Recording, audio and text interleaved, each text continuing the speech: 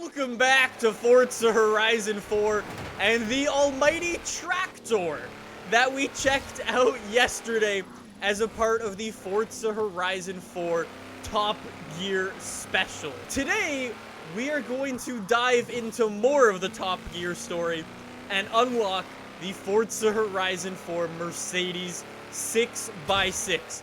Literally, one of, if not the most requested car we have had for a very, very long time. Before we do get into the Mercedes 6x6, if you missed the video I made on this thing, the tractor, I will link to it down below. It is super, super cool and is actually a better car than you might expect and can actually do some interesting things.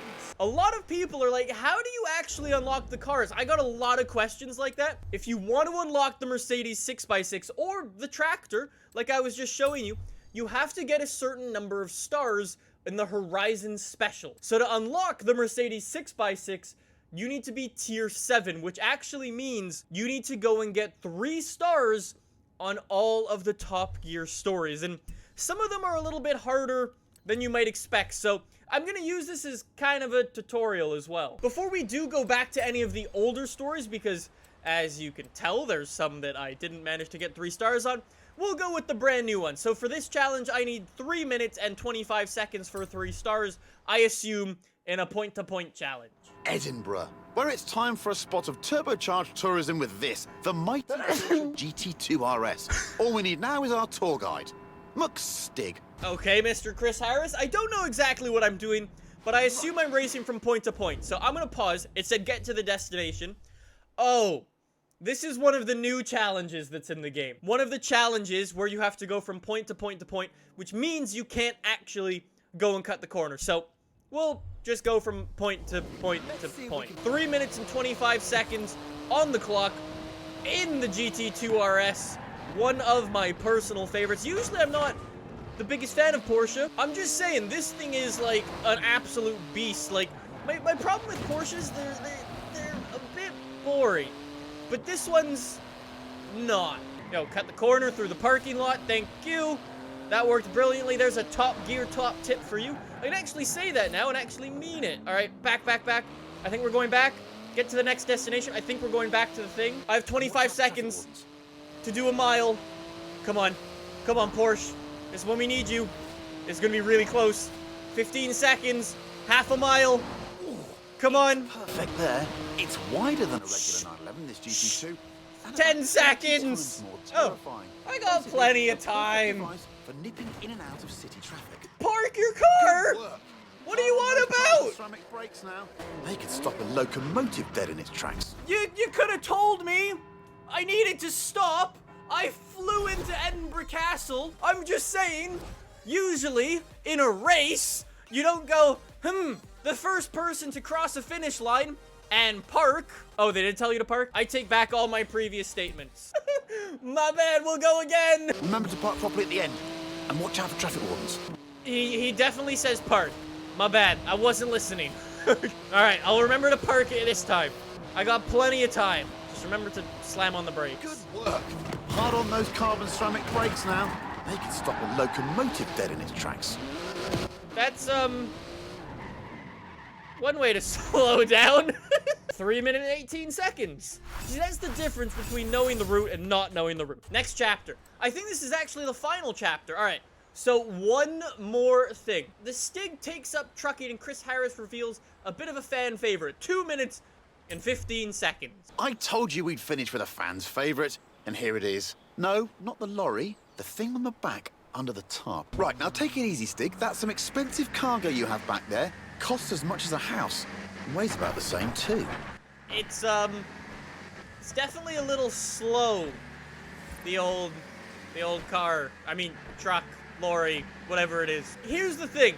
You can actually drive the truck in Forza Horizon 4, and it's amazing. And before you ask, no, you can't own this thing. No, you can't put it. Oh my god, it doesn't turn. Oh my god. That's a bit of a... yeah, trucks take wide turns, it's fine. No! You can't do interior view! No way! They've actually locked interior view out. I mean, when you're given a truck, you might as well do some off-road. It's not the truck you'd expect to do off-roading in, but it's not bad. I give you the Mercedes G63 AMG 6x6.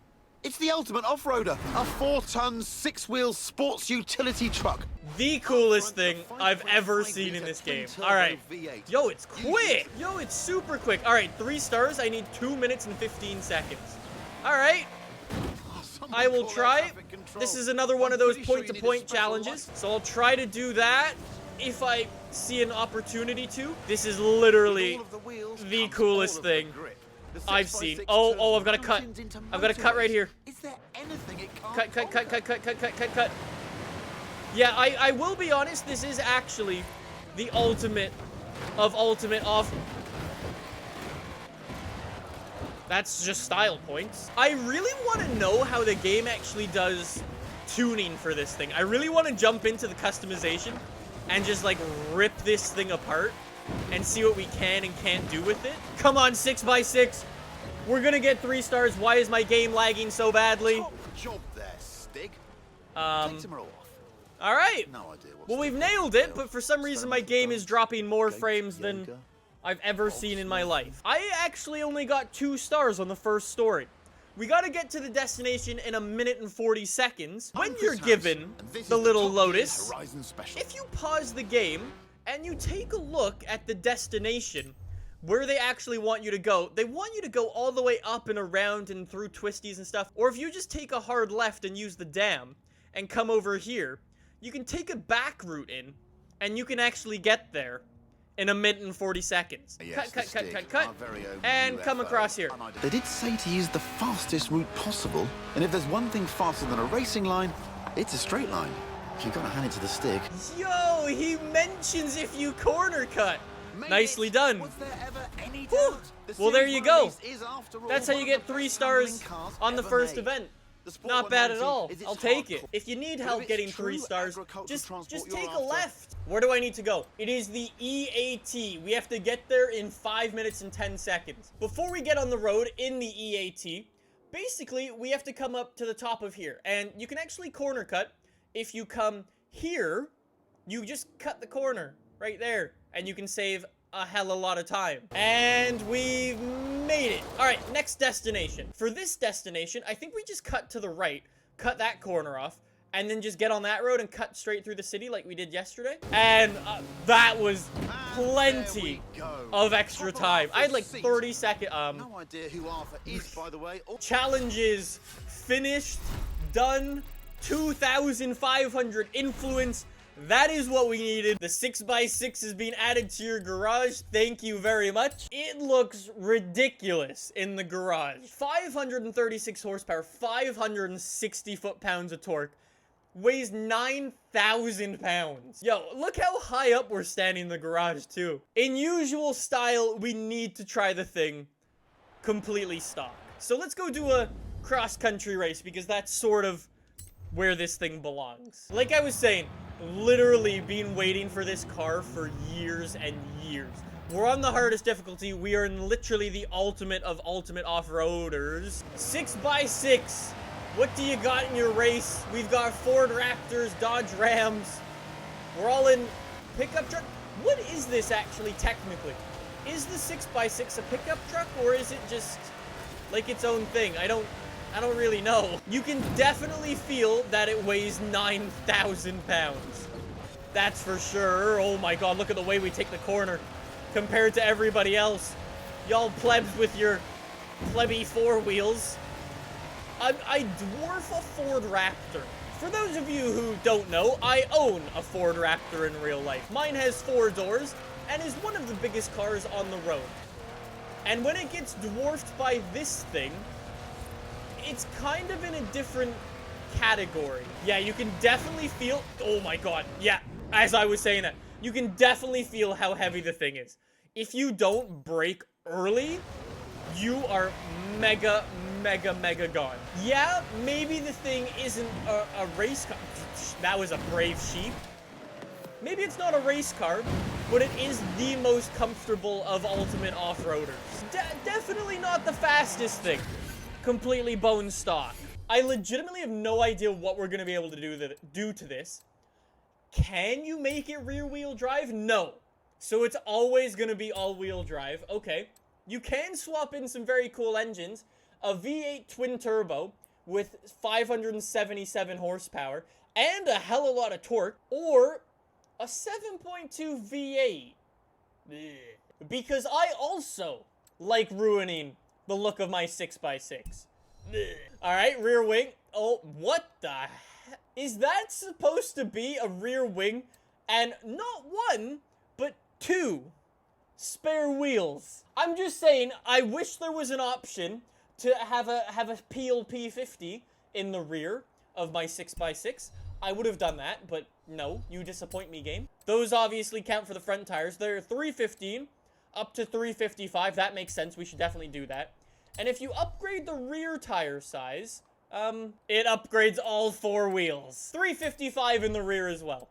Very nice. And if we go for rims, oh my god, this is probably why it's lagging my game out, is because we're loading legitimately more than we've loaded before. All right, well, we do need some better brakes. Very good, thank you.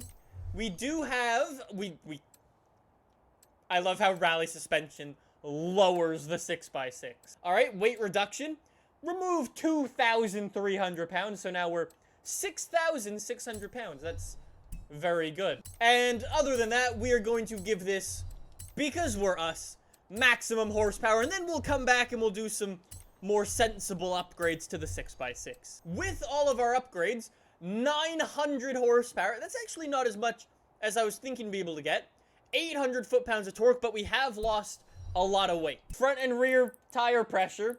I assume this affects all 6 wheels in the back, so I'm gonna up the tire pressure because if I have more tire pressure, that means I have less grip, and I want less grip if I'm actually gonna drift this. I'm gonna want camber in the front, very good, and a hell of a lot of camber in the rear, again, to get the thing to slide out. I mean, drift cars are real low, right? I'm just saying, if I had enough money for a 6x6, it would be blue. Guys, there's a glitch on the 6x6. If you decide to put carbon fiber on your car, it only affects one of the wing mirrors. Can we actually do a burnout in a 6x6? That's a no. So it turns out a tractor can do a burnout, but a 6x6 can't. All right, lads, I'm sorry about all of your vehicles. I have places to go, and those it's so grippy. It is so grippy. It doesn't want to slide at all. It just turns a bit of different. Oh my god, it just straightens up. Okay, I can do this. Attempt 2 with new tuning. Oh, it's a slippery boy now. Hello, Ford Raptor. Nope, it's still very grippy. I have literally maximum tire pressure to give this thing the least amount of grip possible. Drifting a 6x6 is very ambitious. Oh, true, I put really thick tires on. I think no matter what you do to the 6x6, it's never gonna be a very good drift. I'm literally drifting in first gear. I think it's safe to say I've definitely ruined the 6x6 because of my interesting tune setup that I've now got on the thing. I think I need to go and fix it. You could also swap in the 7.2 V8 as well to get more horsepower. That's true as well. So, I mean, if you really, really, really tried to drift the 6x6, maybe. I wouldn't recommend it, but maybe. Anyways, let's fix the 6x6 because that is not what it's meant to do. This is an off-road car. We need the stock engine in it, please. Thank you very much. We will upgrade this one a little bit. Maybe to the top of A-class. What is going on with my rear tires? Wait, what? I've got one wheel with a hell of a lot of camber and the other one's like the other... What? Guys, I think I know why my car drove really funny. You can see it actually adds the camber only on one wheel. We've got 800 horsepower now as compared to the 900 we had before. However, I think the 6x6 is actually more usable than people think. For those of you who don't know, I've never actually won the Titan before. Is the 6x6 good enough to win the race. Hardest difficulty, we're not changing anything here. All right, we got some Jeeps and some Ford Raptors again. Apparently the Ford Raptor is the only thing capable of taking down a 6x6. But we'll see, I should be good at this. I've got 50% more wheels than them, which means I should be 50% faster than them, in my mind. We are literally destroying the landscape as we come barreling through all of these. We should be catching up, not slowing down. We're getting overtaken by silly Ford Raptors. They're not even that quick. I have 800 horsepower.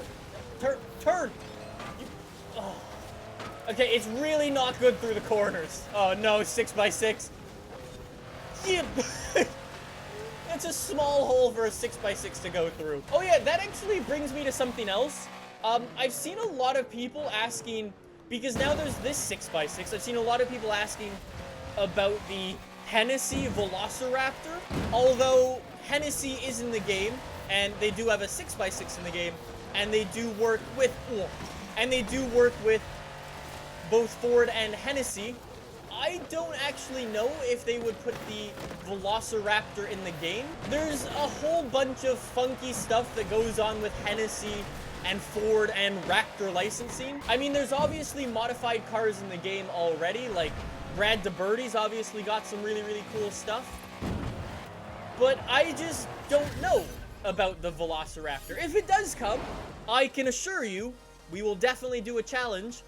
What's the best 6x6? I think we've been going about this wrong, though, if I'm honest. This is for what I'm doing here. Just driving around is where it's supposed to be. Ripping it up the side of a mountain, because why not? I can't even look high enough up. Like, can I get up here? Ooh, that's gonna be an ask. Apparently not, if you're in a 6x6.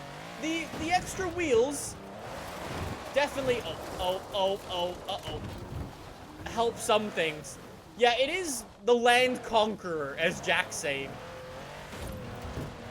Not so much for racetracks, not so much for drag racing or drifting, but definitely for doing this. Jack says, look at the telemetry screen, by the way. It says I have 4 wheels. Suspension. Yep, I've actually got 6 of them as well. I honestly think only the second set of wheels, the middle set of wheels, actually does anything in the game. I don't think the rear set of wheels actually... Oh. Alright, well that didn't... Oh my god. Oh my god, we're gonna land it. Oh, never mind. Yep. I meant to do that. So if I come up here, and then I reverse it down, drop that set of wheels off. Okay, that's really cool. The way the suspension drops, just the rear set of wheels like that, awesome. Those rear wheels, if they were doing nothing, wouldn't spin. So it is actually 6-wheel drive in the game. The telemetry is definitely fake news. 6x6, you are so goddamn awesome. The fact that this thing exists in the game and actually works means who knows what other types of vehicles can actually get added in. Super, super cool. That is how you unlock the 6x6 in Forza Horizon 4, and our attempt at drifting and messing about with it